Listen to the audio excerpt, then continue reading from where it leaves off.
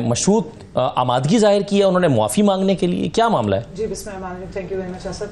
देखिए खान साहब, जब 12 मई को सुप्रीम कोर्ट में उनको बुलाया गया और फिर सुप्रीम कोर्ट ने एक पूरा फैसला दिया कि किस तरीके से 9 मई को उनको एब्डक्ट किया गया था, ने आके इस्लामाबाद हाई कोर्ट से एक बंदा जो वहाँ पे अदालत से गिरफ्तार नहीं हो सकता, ये फैसला था। सो वो सारा कुछ था। और दूसरा ये भी बताया गया कि 9 मई के जो जितना भी उसके बाद जो भी हालात हुए उसमें इमरान खान साहब क्योंकि अंदर नैब की कस्टडी में थे तो उनके हिसाब नहीं है। उस दिन से लेके आज तक आप उनके बयानात देखिए, वो एक ही बयान दे रहे हैं, वो बार बार कहते हैं।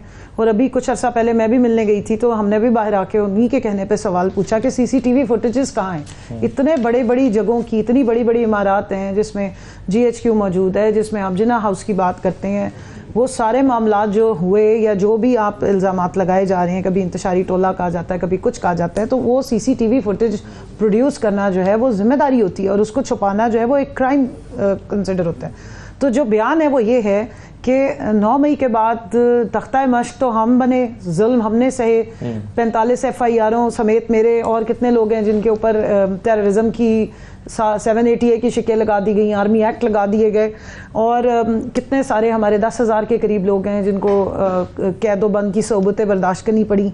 102 फैमिलीज़ हैं वो मिलिट्री कोर्ट सफ़र कर रही हैं और ट्रायल्स जो हैं वो कभी ओपन नहीं हो पा रहे हैं। सो जो भी किसी का अगर हिसाब किताब करना है तो एक प्रॉपर इंक्वायरी होनी चाहिए थी, एक प्रॉपर तरीके से CCTV फुटेजेस प्रोड्यूस करनी चाहिए थी, जुडिशल कमीशन बना दे, सुप्रीम कोर्ट के अंडर करे। हमने तो पहले दिन खान साहब ने आके ये मुतालबा किया और आज तक वो उसी मुतालबे पे कायम है। उन्होंने ये कहा है, आप कह रहे हैं कि कोई नई बात नहीं की, उन्होंने बिल्कुल कोई नई बात नहीं की, वो आज भी वही मुतालबा करते हैं। वो यही कह रहे हैं कि मजलूम हम हैं, हमारे से मारे भी हमें पड़ी है, माफ़ी भी हम मांगे। हाँ, उन्होंने ये सिर्फ कहा है कि आप CCTV फुटेजेस जो हैं वो प्रोड्यूस करें, कोई प्रॉपर तरीके से इंक्वायरी होगी, सामने नज़र आ जाएगा कि कौन से लोग थे, परपिट्रेटर्स कौन थे, कौन से शरपसंद लोग थे जिसने पुरअमन जो एहतजाज है उसको इस तरीके का। इमरान खान साहब को यकीन है कि PTI का कोई शख्स इसमें शामिल ही नहीं था? देखिए, जो आगें लगाई गई, जैसे मियाँ वाली का जहाज़ है, वो कोई मेटल का जहाज़ जो है वो माचिस की तीली से नहीं जलता, उसके लिए प्रॉपर तरीके से कोई केमिकल यूज़ किया जाता है। जिना हाउस की जो CCTV फुटेजेस हैं वो इनिशियल कहाँ है, क्या पता लगता है, क्योंकि जो बाद में फुटेजेस मोबाइल फ़ोनों से आई उससे ये नज़र आता है कि लोग जिस वक्त अंदर गए हैं तो तोड़फोड़ हो चुकी हुई थी। उसके बाद आग किसने लगाई ये आज तक किसी ने नहीं बताया, लेकिन उसकी मद में कितने लोगों को उठा लिया गया।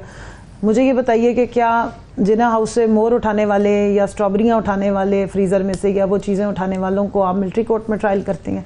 ये एक कानून की किताब मौजूद है आइन की, इसके मुताबिक जिसका जितना क्राइम बनता है आप उसको उतनी सज़ा देते हैं या अपनी मर्ज़ी से सज़ाएँ दी जाती हैं। फिर आप देखिए कि GHQ की फुटेजेस किधर हैं।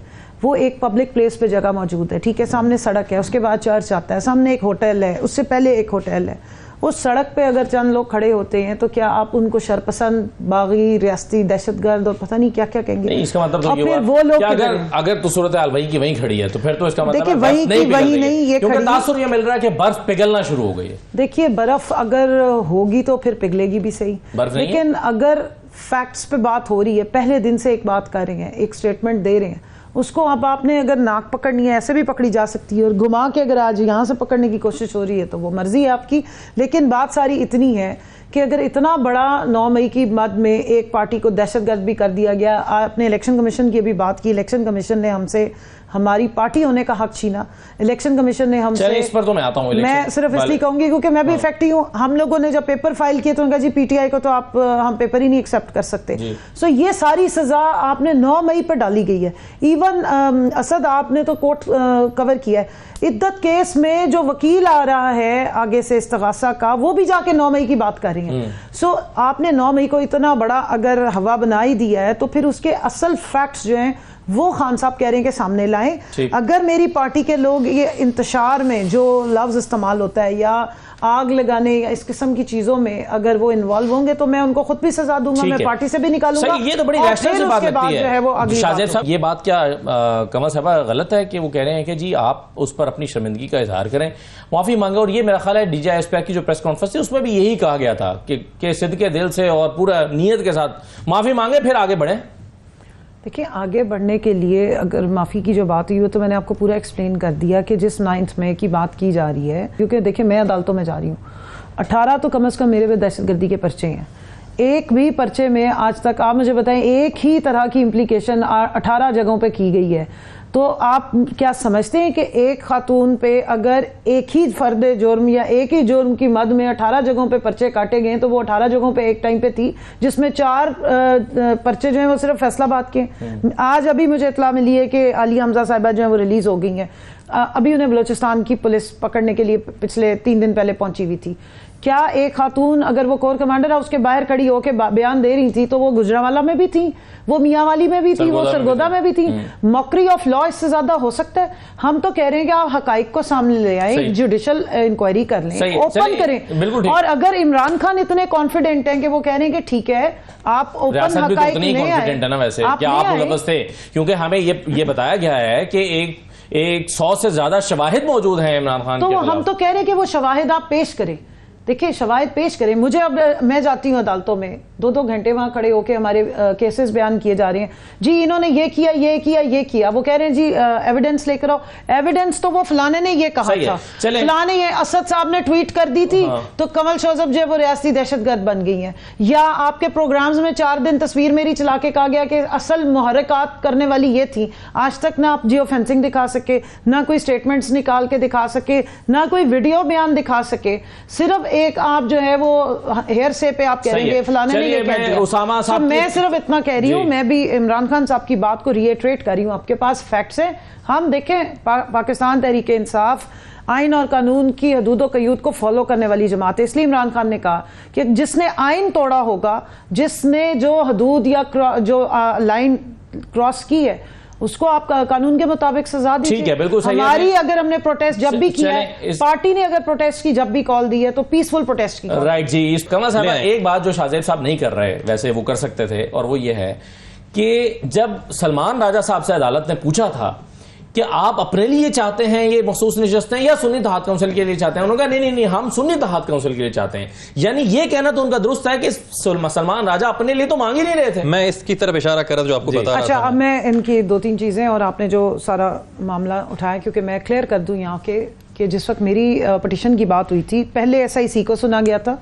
और सलमान अकरम राजा को फर्स्ट डे उन्होंने कहा था अच्छा हम आपको बाद में सुन लेंगे, आप किसको रिप्रेजेंट कर रहे हैं? उन्होंने कहा जी मैं रिप्रेजेंट कर रहा हूँ कमल शोजब को, जो पाकिस्तान तहरीक इंसाफ विमेन विंग की प्रेसिडेंट है, और वो इसमें एग्रीव्ड पार्टी हैं, एग्रीव्ड हैं, क्योंकि मेरा नाम PTI की तरफ से, मेरा और आलिया हमजा का नाम, हमारी जो 104 सेक्शन जिसमें उन्होंने अमेंडमेंट करके ये पक्का किया है कि जी लाजमी जाना चाहिए था, वो हमने 24 दिसंबर से पहले इलेक्शन कमीशन के सामने PTI की जो लिस्ट थी वो पेश कर दी थी। ठीक।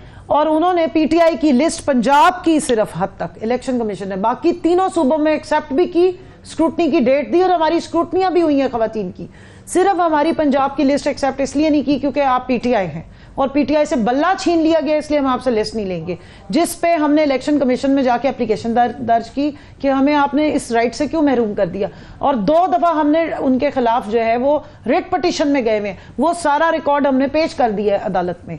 ठीक, तो वहां से पहले जमा होनी थी। ये फैसला तो सुप्रीम कोर्ट का 13 जनवरी को आया था। उससे पहले जब शॉर्ट ऑर्डर आया है ना पेशावर में जब हुआ, तो उस वक्त ही इलेक्शन कमीशन हमारे खिलाफ पार्टी बन गया था कि हम आपकी लिस्ट नहीं लेंगे, हम आपसे लिस्ट भी नहीं लेंगे क्योंकि आपका तो बल्ला छीन गया। अब यहां से आके आप इनकी बदनीयती देखेंगे। इलेक्शन कमीशन डे 1 से कह रहा है कि PTI की तो हम लिस्ट भी नहीं लेना चाहते, और हम राइट हैं इस वक्त, हमारा ये सारा कुछ रिकॉर्ड पे मौजूद है। ठीक, ये इलेक्शन कमीशन पंजाब वालों ने हमारे साथ सलूक किया था, सो वो सारा रिकॉर्ड हम ऑलरेडी सुप्रीम कोर्ट में पेश कर चुके हैं, और हम एज ए ग्रीव्ड पार्टी गए हैं PTI।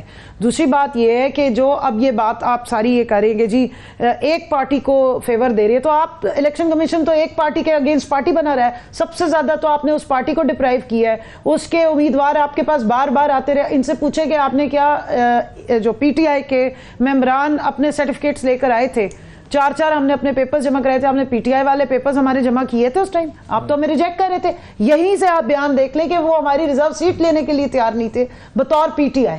They were not ready to acknowledge. वो कह रहे हैं जी हमने तो उस फैसले की इंटरप्रिटेशन गलत की, आपने इंटरप्रिटेशन वही की जो आपको